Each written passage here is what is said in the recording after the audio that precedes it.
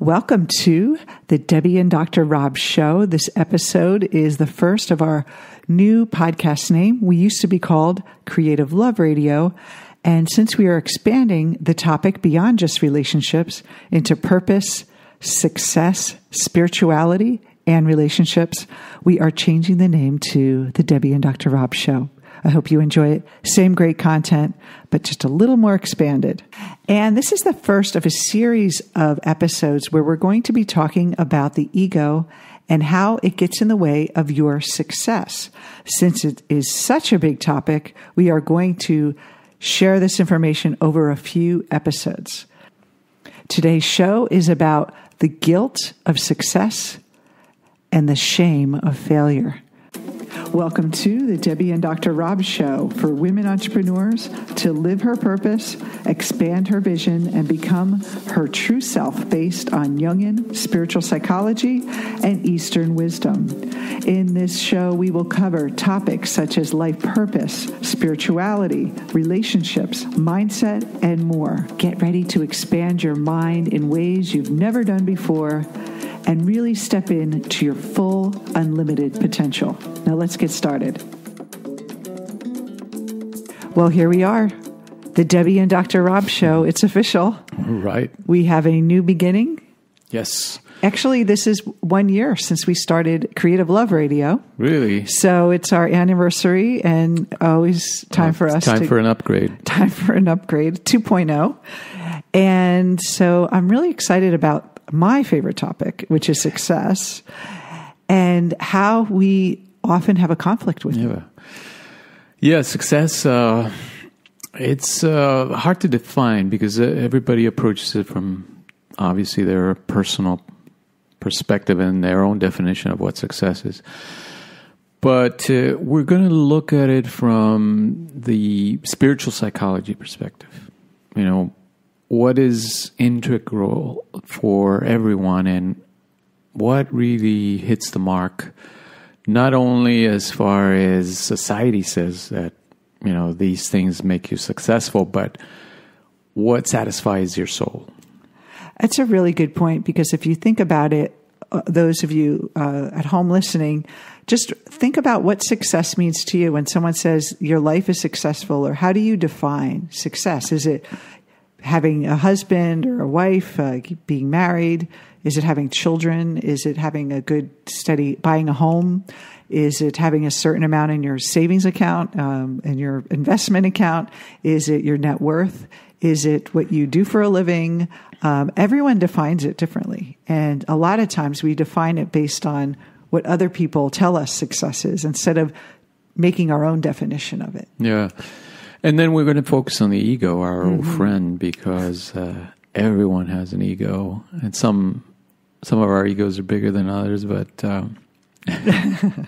well, and before we begin, I also want to mention that we have this great new video series we just put together, this course about unlocking your hidden power, and all you need to do is go to herhiddenpower.com and sign up for that video series. We're going to take you through a process of setting your goals, what's the resistance that shows up, and then how to work with it, and also give you a little preview of what it's like to work with the shadow. So great free gift for you, herhiddenpower.com. And so let's begin talking about the ego. A lot of people say, that the ego is a terrible thing and we have to get rid of it. Well, it's used in a lot of different ways, and so people get confused as to what the ego means because it has so many layers and so many uses. In psychology, there are some standard ways of thinking about the ego. So first of all, it's not what people talk about when they say somebody has a big ego, right? They're talking about the personality, the persona, and the kind of the person's self-centeredness, perhaps. That's what they mean by big ego. The ego in psychology is a natural function of mind that helps us survive. It helps us assess situations and make decisions about what's adaptive and what's not. it kind of gives us a sense of identity. Absolutely. And everyone has one. Mm-hmm. So it's not that some people... I don't have an ego. Yeah. Eckhart Tolle says he doesn't have an ego. He doesn't have it, yeah. He got rid of it. But he has a name, so as long as you identify with a name or some kind of form in your body, you have an ego. Right, and then from our perspective, which is a Jungian perspective, the ego is really seen as the center of our awareness. Mm-hmm. When we're awake and aware, the center of our conscious mind is our ego. We don't see it as anything bad, like some people are trying to get rid of the ego. It's the enemy. Yeah, see it as the enemy. It's simply a function of the mind, and it's adaptive, and everyone has it. People who have a weak ego, what would be what would that person look like? Like we should all have a strong ego, in a way, to help us. Like we always say that in order for us to become our true self, we have to have a strong ego to use against to work with to really transcend it. Well, it's if you think about boundaries, for example, somebody with a weak ego might not be able to set their boundaries appropriately. And so people would step all over them, and they would not be able to stand up for themselves and say, hey, this is a boundary here. And also someone maybe who's like a chameleon who just basically conforms to other people's ideas wherever they are, but they don't have really a set identity of who they are. They're not really strong. And so people sometimes that are stubborn have a really strong ego, which in a way helps them move through what Jung called the individuation to transcend it. Because it's almost like you need something strong to push against it. It's not like a soft something, like when you push against something that doesn't have any resistance to it, it feels like they call it like a wet noodle, right? That kind of idea. And so that's why we want to not hate the ego. We want to love the ego, and we want to be proud we have an ego. Right. But that being said, Jung does talk about individuation, like you said, and individuation is really about transcending the ego. Now, again, transcending is not getting rid of the ego, but it's being able to rise above it, meaning there's more to me than the ego. So you're not rejecting it. You're not rejecting, you're not getting rid of it, but you're able to augment it and rise above it to move towards what he called the self, the true self. In Eastern philosophy, that's what they call the true self or the higher self. And that's primarily individuation, is self-actualization or self-realization. I think of the ego, was thinking about how I would describe the ego, and it's really a process in us, like function, like you said, like digestion, that creates this false reality of who we are. So it's this idea that we're this limited individual, powerless, out there in the world, and the world is this big scary place, and we don't have any power over it. That's kind of the idea of the ego. You have to fight for everything. You got to protect yourself. Yeah. Also, a good definition is the I. Yes. Whenever you think about I need, I want, I went, all the I-ness that we embody, that's the ego. So there's nothing wrong with it. Obviously, as long as we have a body, we have an I, in a sense. It's simply that a misidentification or over-identification with it, especially as you mature and you evolve into, get to more mature levels of your life. If you remain simply identifying with your I, with your persona, with your ego, it's going to be a very limited life, and you're not individuated or individuating, as Jung would say. I love, for me, the easiest way to think about it is a metaphor. And so the first part of your life, imagine that your ego is driving the car.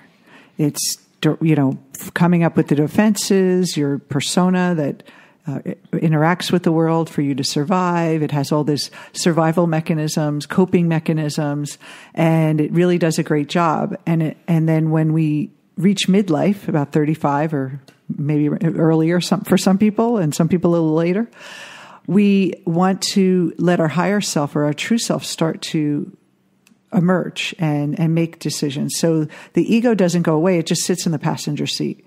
And then our true self, which is our unlimited, powerful spiritual self, can then take over and really create big changes in our life. You know, a lot of people talk about the midlife crisis, and I think that's what happens, is that we create this shell and this limitation in our life, and we kind of outgrow it, and there's this pressure to change. And I think that's why we see a lot of our clients come to us around 35, 40 years old, maybe even some a little later, that they just felt this feeling of there's got to be more. You're not satisfied with the job you picked at 25. You're not satisfied with the relationship you picked at 25. Maybe you haven't even found that relationship yet, and you're just kind of frustrated.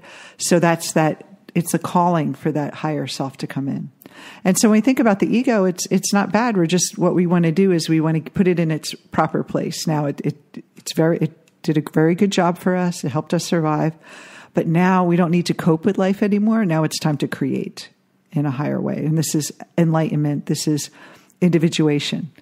So when it comes to success, the ego will define itself based on usually what everyone else thinks or how it's going to fit in. It really looks at, what are people going to think about me?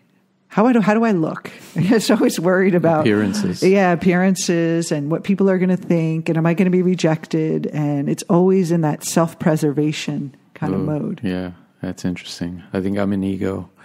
Are you? Yes. So there's a couple of things that come up when we consider the ego in relationship to success, or how most of us define success, and then how society defines success. Is that if we succeed, there's a natural tendency when we're an ego to feel guilty. And if we fail, there's a natural tendency then, if we're an ego, to feel shame. And that's a damned if you do, damned if you don't scenario. Yeah.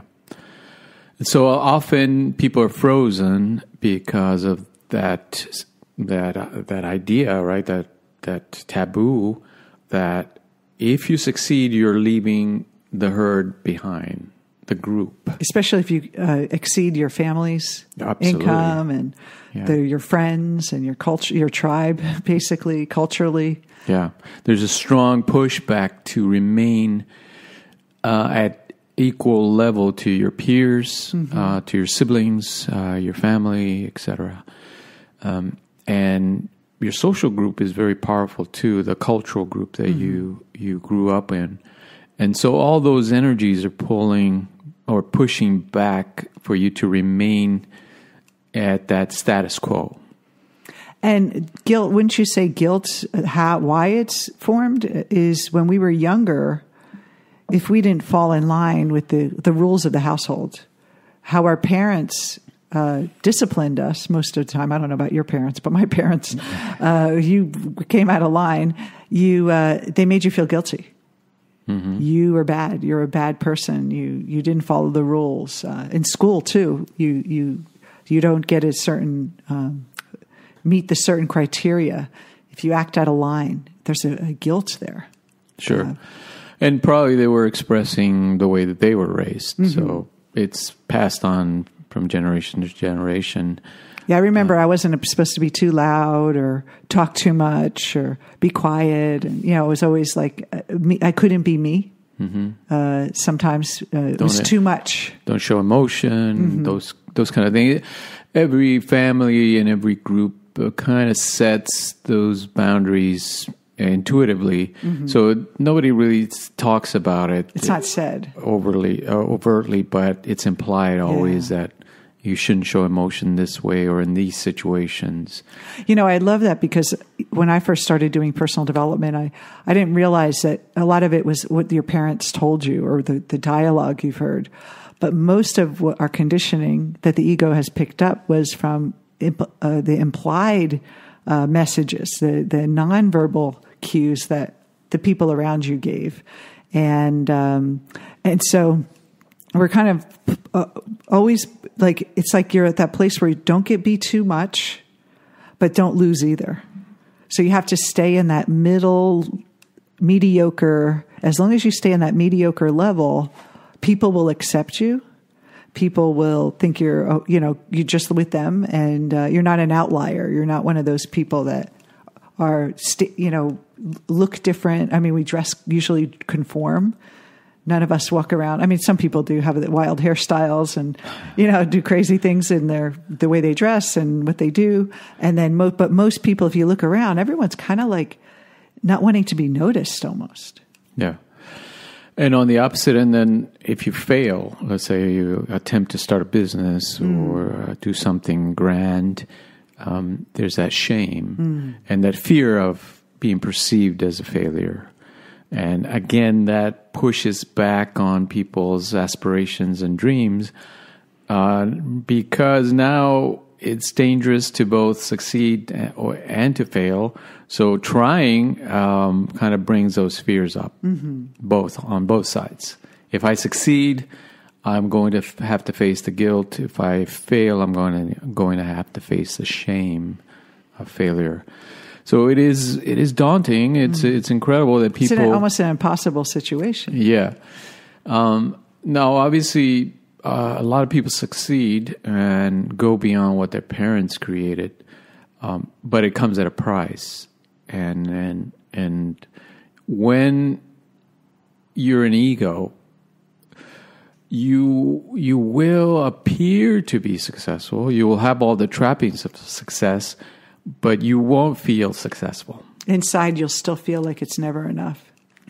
Yes, because if you're still operating from ego, you're still in survival mode, essentially. And you're still worried about appearances instead of really being individuated, meaning coming into your own true self and acting out of a higher calling, a higher purpose. When you're an ego, basically, you're still playing to the crowd. You're still wanting to appear a certain way and still pleasing to some extent. And so you see this a lot with people that make a lot of money or become really celebrities, and then they crash, and then they're shamed because they didn't uphold the success. Or it's almost like they do it on purpose, unconsciously on purpose, because the pressure is too much that you give up. And I've seen that with the people that I've been around that have been really successful as an entrepreneur, but they didn't do their inner work. They just built it all on the external, and they're exhausted, and they're working really hard, and they're just trying to keep up appearances, and they're triggered all the time by other people, and they feel like almost like that paranoia that everyone's out to get them, and they're not even enjoying their success. Yeah.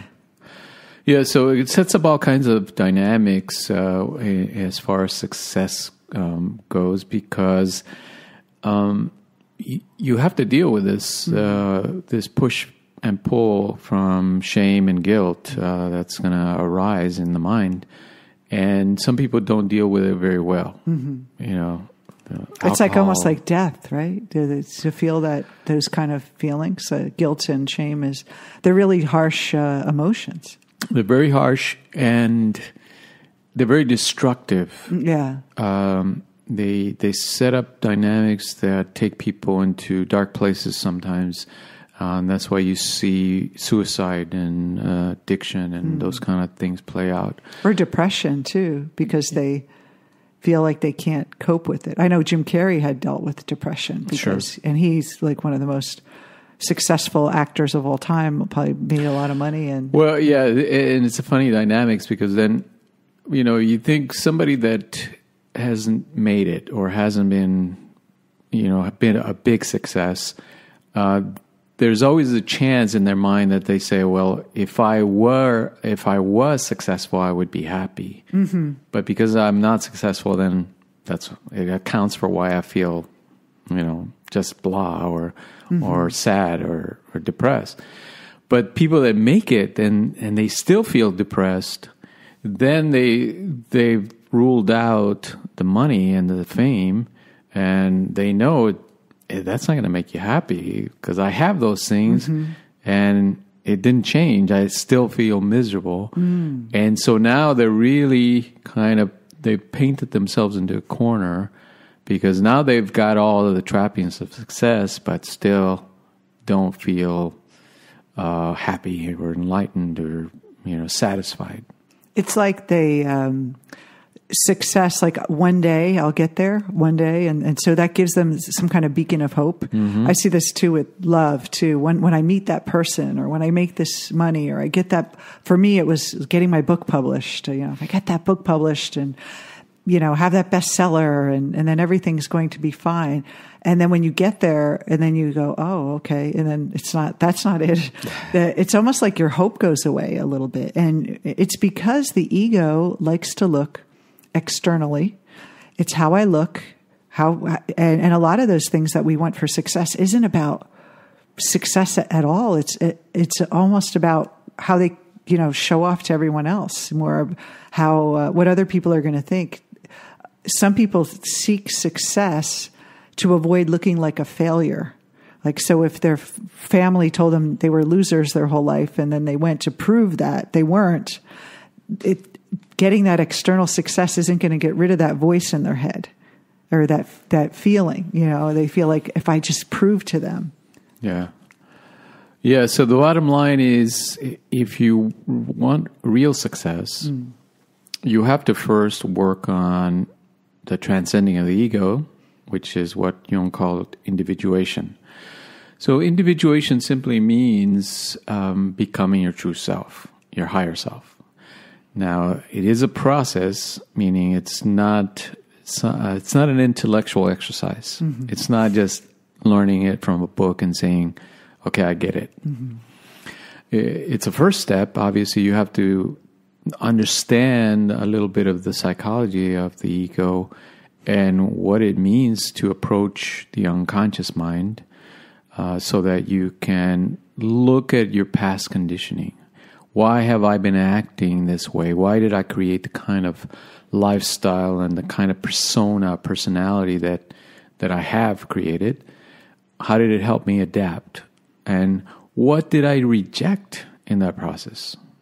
How did it help me adapt, and how does that limit my life? Because a lot of people say, well, I'm a good person and I'm responsible and these so-called positive traits.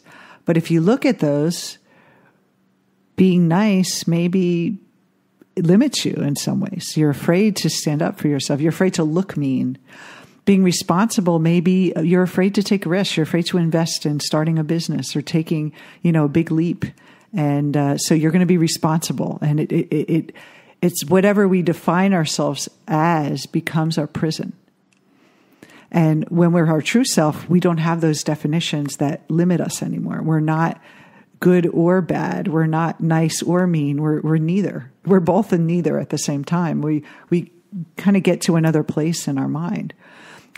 So before we go, I was thinking that maybe a good exercise for people to do is to think about why you want success.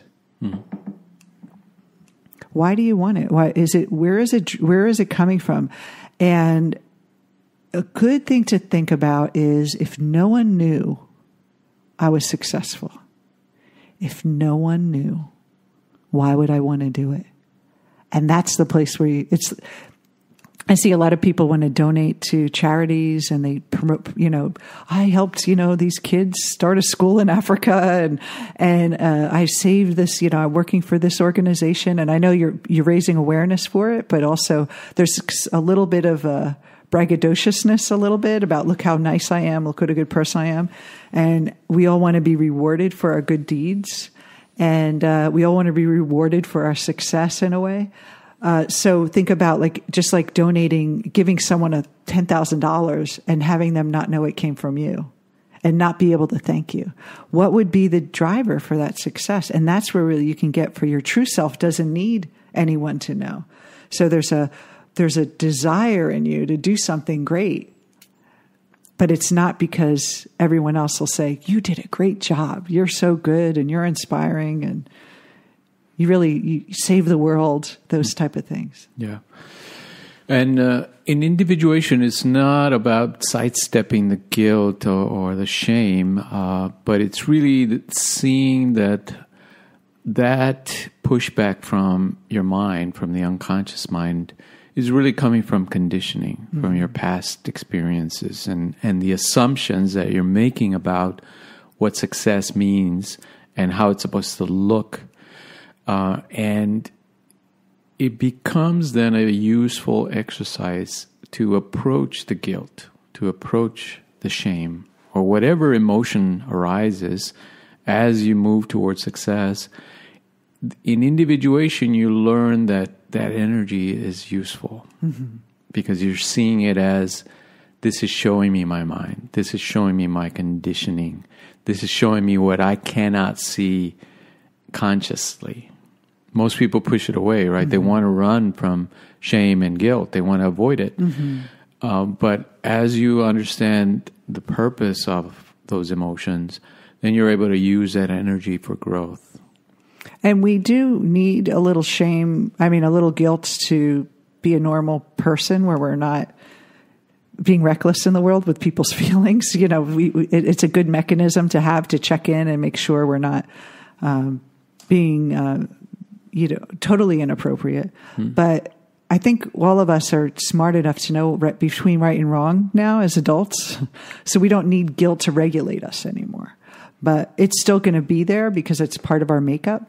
We don't want to let it go because then we would imagine not having any guilt. Then what kind of person would that be, right? That doesn't have any guilt. And then the shame is also there to, preserve us and help us be socially acceptable and all those things. So it's just a tiny bit of it we need just to kind of stay alive and all that. But we don't need to have it run the show anymore. Absolutely. And so on our next call, we'll talk a little bit more about the ego and the dynamics of success and failure. But for now, think about why you created the kind of lifestyle you've created. And do you consider yourself successful? And what is your definition of success? That's a great question. Well, this is a great topic. I can't wait to go deeper. And those of you who are interested in this topic of success, we are actually going to be launching a new 8-week program at the end of July called Awaken Your Wisdom. And it's about creating success from that higher place, from the wisdom mind, from the true self, outside of the ego, without competition, without fear. So if you're interested, make sure you go to herhiddenpower.com, watch our videos, and you'll get more information on that program as well with some special offers. And as again, please subscribe to our podcast, Debbie and Dr. Rob's show, newly appointed, formerly Creative Love Radio. And it's always a pleasure to spend some time with you, Rob. Same here. See you next time. Okay. Take care. Much love. Thank you for joining us for the Debbie and Dr. Rob show. Please don't forget to subscribe to us on iTunes and leave us a review. We'd love to hear what you think about the show, and stay tuned to join us for our next episode, and also visit us on our website at debbieandrob.com. We'll see you next time.